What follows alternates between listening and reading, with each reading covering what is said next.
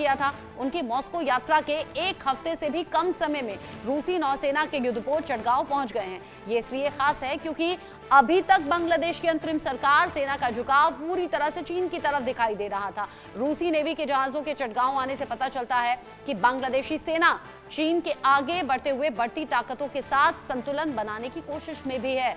चटगांव बंदरगाह पहुंचे रूसी जहाज Rezkiy, hero of the Russian Federation, Aldar और पेंचगा हैं। इन जहाजों ने 4 दिन के लिए बांग्लादेश की समुद्री सीमा में एंट्री ली है। चटगांव पहुंचने पर बांग्लादेशी नौसेना के जहाज बीएनएस खालिद बिन वालिद ने रूसी युद्धपोतों का स्वागत किया। आपको बता दें कि ये बांग्लादेश का चीन पर अपनी निर्भरता को कम करने के लिए सैन्य साझेदारी में विविधता लाने का प्रयास है। दूसरी ओर रूस की सेना की म्यांमार में पहले ही मौजूदगी है। अब वो बांग्लादेश में व्यापक उपस्थिति तलाश रही है। इससे उसका पूरे क्षेत्र में प्रभाव बढ़ेगा। यानी पिछले दिनों चीन के दौरे पर मोहम्मद यूनुस का जाना, उसके बाद तेवर अलग तरीके से दिखाना और अब चीन के प्रभाव को कम करते हुए रूस की तरफ हाथ आगे बढ़ाना। प्रोफेसर मनोज, इसे आप कैसे देख रहे हैं? और साथ ही साथ मुझे मेंशन भी कीजिएगा, अगर बांग्लादेशी सेना अब अराकान आर्मी के साथ जा रही है और अमेरिका पहले से सपोर्ट कर रहा है, तो क्या एक ये भी साइकोलॉजिकल प्रेशर है क्या कि अमेरिका साथ में जा रहा है तो बांग्लादेश को जाना ही होगा? और साथ ही ये रूस के साथ जो बढ़ते हुए कदम है, इसे आप कैसे देख रहे हैं?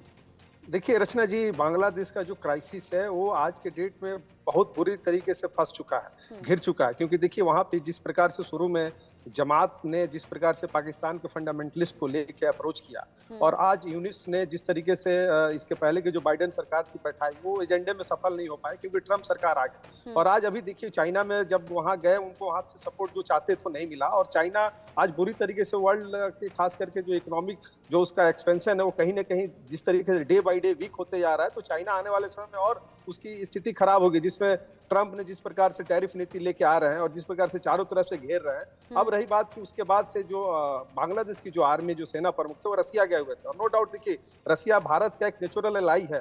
तो इस चीज को भी ध्यान से देखना होगा कि आज रसिया का जब वहां पे जहाज वहां पहुंच रहा है तो ऑब्वियसली इसमें भारत की भी कहीं ना कहीं से भूमिका रही हुई, क्योंकि कभी भी रसिया या भारत कभी भी नहीं चाहेगा कि यहाँ पे चाइना का इंटरफेरेंस इस एरिया में बढ़े। और अमेरिका जिस तरीके से इससे पहले अगर बाइडेन सरकार होती तो शायद हो सकता थी कि आज स्थिति बिल्कुल विपरीत होती, लेकिन ट्रंप के आने के बाद से आप देख सकती हैं कि वो रसिया के प्रभी प्रो है और भारत को उन्होंने एक तरीके से फ्री हैंड दे रखा है कि you can engage with Bangladesh. तो मुझे लगता है कि ये आने वाले समय में जो जिस तरीके से वर्ल्ड पॉलिटिक्स और खास करके साउथ एशिया रीजन में जो जियो पॉलिटिक्स जो चेंज हो रहा है, इसमें एक नई कड़ी निकल के आएगी और रसिया का यहाँ पे आना, ये मुझे लगता है कि इसमें भारत की जो विदेश नीति है और जो भारत की जो कूटनीति है वो एक तरीके से काम कर रही है, क्योंकि वहाँ के सैन्य आर्मी भारत ना आके रसिया जा रहे हैं और रसिया एक तरीके से भारत का नेचुरल एलाई है। तो इसको आप देख सकते हैं कि इसमें हिडन रूप से भारत कहीं ना कहीं अपनी डिप्लोमेसी के माध्यम से वहां पे कंटेन करना चाहता है और एक शांति व्यवस्था कायम करना चाहता है। क्योंकि देखिए मैं फिर से एक बार कहना चाहूंगा कि आज बांग्लादेश का जो बॉर्डर है भारत के साथ लगभग 4000 किलोमीटर हम शेयर करते हैं और म्यांमार की भी स्थिति वही है, हमारे जो नॉर्थ ईस्ट स्टेट है। तो मुझे लगता है कि चूंकि यूनिस का जो एजेंडा है वहां पे आप देख सकते हैं कि जो सिविल यूनिस गवर्नमेंट में और बांग्लादेश आर्मी में एक तरीके का कन्फ्लिक्ट भी है जो देखने को मिला। तो मुझे लगता है कि आज आने वाले समय में जिस प्रकार की गतिविधियां बढ़ रही हैं, ये फिर से एक नया टर्नअप होगा साउथ एशिया रीजन में और भारत की जो विदेश नीति है वो कहीं ना कहीं एक पॉजिटिव रोल प्ले करेगी इसमें। जी रचना जी, आप कह रहे हैं कि भारत की जो स्ट्रेटेजी है वो पॉजिटिवली आगे बढ़ी है और काम कर रही है। प्रशांता कुमार जी, क्या बांग्लादेश की पाकिस्तान से नजदीकी और चीन से नजदीकी, जिस पर पिछले कुछ दिन से लगातार मोहम्मद यूनुस को क्रिटिसाइज किया जा रहा था, क्या ये मौके की नजाकत समझते हुए मोहम्मद यूनुस ने पलटी मारी है, यू टर्न लिया है अपने फैसलों से? ये तो बहुत बढ़िया फ्रॉम बांग्लादेश का न्यू गवर्नमेंट का लिए बहुत बढ़िया चैलेंज है। यू नो दैट ये तो वर्ल्ड डायमीटर है साउथ एशिया का शक्ति का लिए आपका फ्रॉम यूएसए का जाए और चाइना के जाए और other the belt Russian belt का जाए। So there is an power game होता हो अंदर में from Bangladesh and not from Bangladesh, ये होता हो फ्रॉम बे ऑफ बंगाल।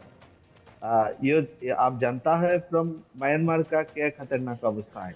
ये तो सिविल वॉर चलता हो, जातीय सत्ता का different minorities group in here, classified group in here, rival होता हो, गवर्नमेंट वर्सेस का जनरल पीपल का one kind of rival group होता है। ये बांग्लादेश का तो सिमिलर सिचुएशन नेक्स्ट सामने दिन का आता हो, ये मेरा जनता नहीं है, but the situation is more than similar to here, because अंदर में वर्ल्ड का डायमीटर फैक्ट आता हो, फ्रॉम चाइना का आता हो, यूएसए का आता हो, एंड नाउ द सिचुएशन, कितना टाइम, कितना इंटरनेशनल ग्रुप आप जो सोलिसिट करता हो फ्रॉम फर्दर का दिन के लिए.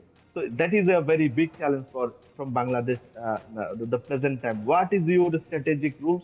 Who is your strategic partner?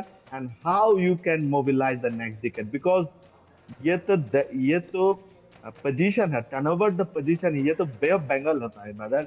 ये bay of Bengal is a very hub of economy. The next Indo Pacific strategical ये बे ऑफ बंगाल है, अंदर है तमाम दुनिया का ये बढ़िया बड़ो मेगा प्रोजेक्ट.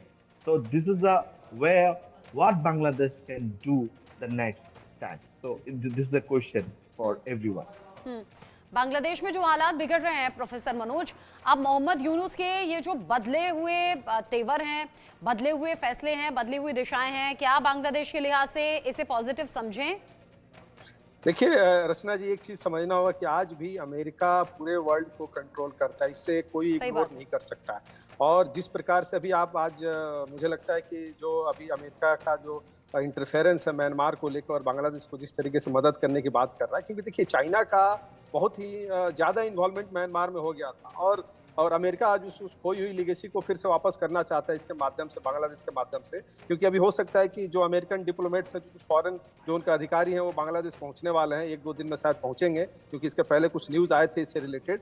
तो मुझे लगता है कि ये कहीं ना कहीं वो रणनीति का हिस्सा है कि जो एक सैन्य एक जो वहाँ पे एक बेस बनाना चाहता है, जो अमेरिका का जो एक शुरू से ही एक उसका एक विजन रहा है. और आज चाइना जिस प्रकार से पिछले 10 सालों में म्यांमार में अपना हर तरीके से आर्थिक रूप से और सैनिक दृष्टिकोण से जो एक इंटरफेरेंस बढ़ाया था, उसको आज अमेरिका चेक एंड बैलेंस करेगा बांग्लादेश के माध्यम से. और इसीलिए मुझे लगता है कि ये बड़ा ही मतलब एक नया टर्न भारत के साउथ एशिया रीजन में, एक विश्व के जो खास करके रसिया का इंटरवेंशन हो रहा है, अमेरिका का इंटरवेंशन हो रहा है, और भारत जिस तरीके से डिप्लोमेटिक तरीके से काम कर रहा है, आप देख सकते हैं कि इसके पहले बांग्लादेश के साथ जो उसका ट्रेड बिजनेस था, उसको भी अभी कुछ जो ट्रांसपोर्टेशन वाला था उसको चेक किया है. तो मुझे लगता है कि ये एक आने वाले समय में एक नया मोड़ लेगा, और जो कि जो कहीं ना कहीं किसी न किसी रूप से एक पॉजिटिव दिशा की तरफ जाएगा. क्योंकि स्थिरता, जब तक स्थिरता नहीं आएगी तब तक हमको पता है कि जब कोई नेबर स्टेट होता है, वहाँ पे अगर कन्फ्लिक्ट्स होता है, और नो डाउट एक चीज़ समझना होगा, वहाँ पे एथनिक ग्रुप्स बहुत ज़्यादा हैं, एथनिक क्लासेस ज़्यादा हैं. जब से म्यांमार का ओरिजिन हुआ है तब से वहाँ पे आपसी संघर्ष होते रहे हैं,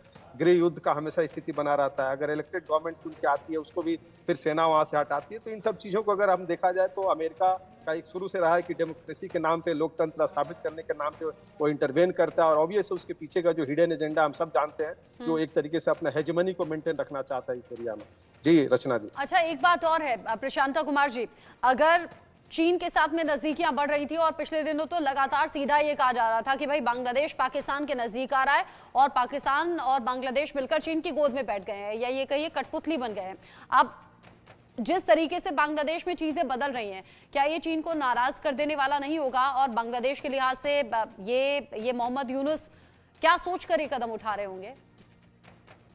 आप जानता हो फ्रॉम चाइना इन्वेस्ट का पाकिस्तान है कहाँ है, फ्रॉम गद्वार या पोर्ट का होता है, and several branch of from Pakistan होता है. ये तो चाइना तो भैया, चाइना तो लोन ये बिना सत्य का लोन मांगना है. ये तो प्रोजेक्ट है called VRI project, that is one belt one road initiative. ये तो प्रोजेक्ट है डेवलपमेंट का, तो सामने रहता है, अंदर में तो देवलिया का प्रोजेक्ट होता है, अंदर तो लोन प्रोजेक्ट होता है. तो मेरा भावना क्या है, आप जानता हो, तो वर्ल्ड में जानता हो, जब China project is now in invalid the present time, Pakistan is not working for the चाइना's project.